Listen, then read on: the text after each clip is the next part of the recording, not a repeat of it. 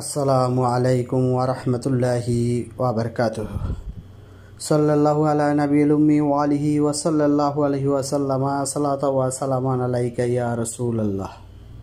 সম্মানিত ইমানদার মুমিন মুসলমান ভাই ও বোনেরা, তদবির দুনিয়া চ্যানেলে আপনাদেরকে স্বাগত জানাচ্ছি। আমি মোহাম্মদ রজব আলী।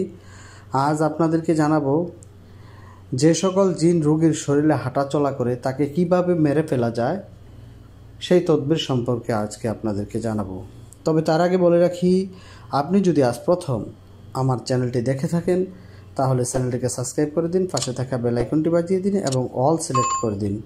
আর ইতিমধ্যে যারা আমার চ্যানেলটিকে সাবস্ক্রাইব করেছেন আপনাদেরকে জানাই অসংখ্য অসংখ্য ধন্যবাদ।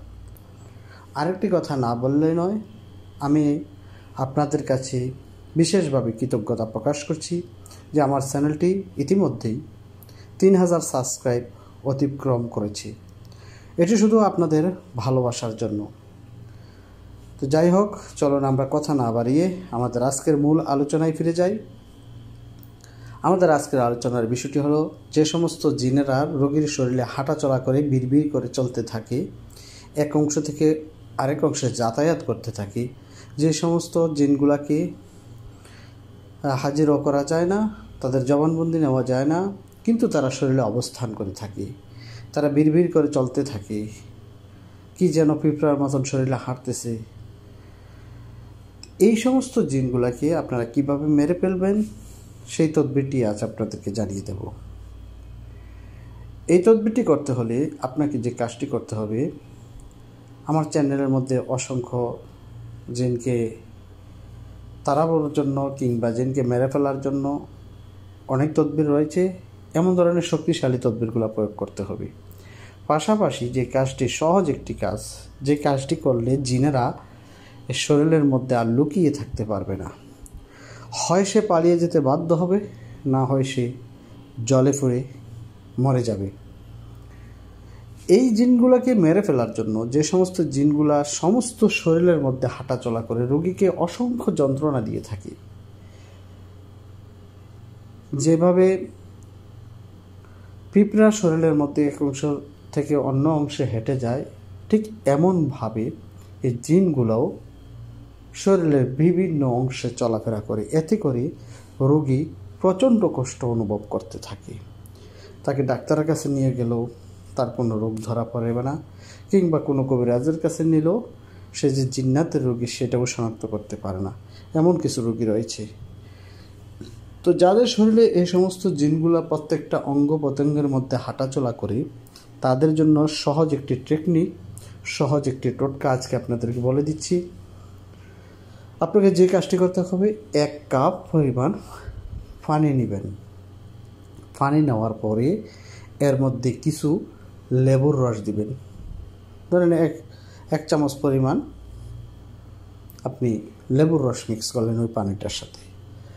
ঠিক সমপরিমাণে আপনি অলিভ অয়েল, যেটাকে আমরা জৈতুনের তেল বলে থাকি, পিওর অলিভ অয়েল যে তেলটা, ওই তেলটা সংগ্রহ করবেন। ওই তেলটা সংগ্রহ করে সমপরিমাণ তেল আপনি ওই পানিটার মধ্যে দিবেন। তাহলে 3টা উপাদান কি হলো? পানি, অলিভ অয়েল এবং লেবুর রস। এটা সকাল এবং বিকাল 2 বেলা পান করবে রোগী। এভাবে কয়েকদিন যদি করা যায়, যে সমস্ত জিনগুলা শরীরের মধ্যে হাঁটা চলা করে এই সমস্ত জিনগুলা মারা যাবে, অথবা রোগীর শরীর থেকে বের হয়ে পালিয়ে যাবে। যদি রোগীর শরীর থেকে পালিয়ে যেতে না পারে, তাহলে এই জিনগুলা কিছুদিনের মধ্যে মারা যাবে।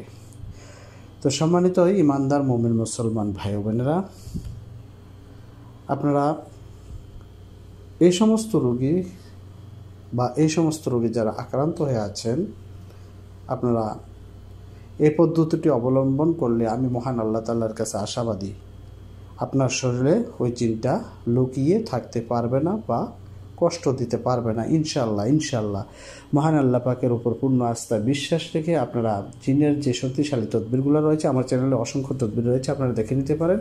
ওই তদবিরগুলো প্রয়োগ করবেন। পাশাপাশি আপনারা এই লেবুর রস, অলিভ অয়েল দিয়ে সেবন করবেন। আরেকটি কথা, আপনি এই পানি পান করার পর আপনি এই অলিভ অয়েল আপনি সারা শরীরে মাসাজ করবেন।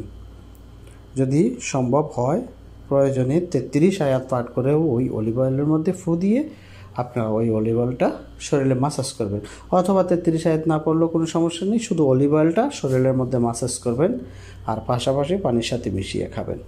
এতে করে ওই জিনগুলা মারা যাবে ইনশাআল্লাহ ইনশাআল্লাহ। তো সম্মানিত ইমানদার মুমিন মুসলমান ভাই বোনেরা, এই ছিল আজকের মতন। পরবর্তী সময় অন্য কোনো বিষয় নিয়ে আসবো। সেই পর্যন্ত ভালো থাকুন, সুস্থ থাকুন। আসসালামু আলাইকুম ওয়া রাহমাতুল্লাহি ওয়া বারাকাতুহু।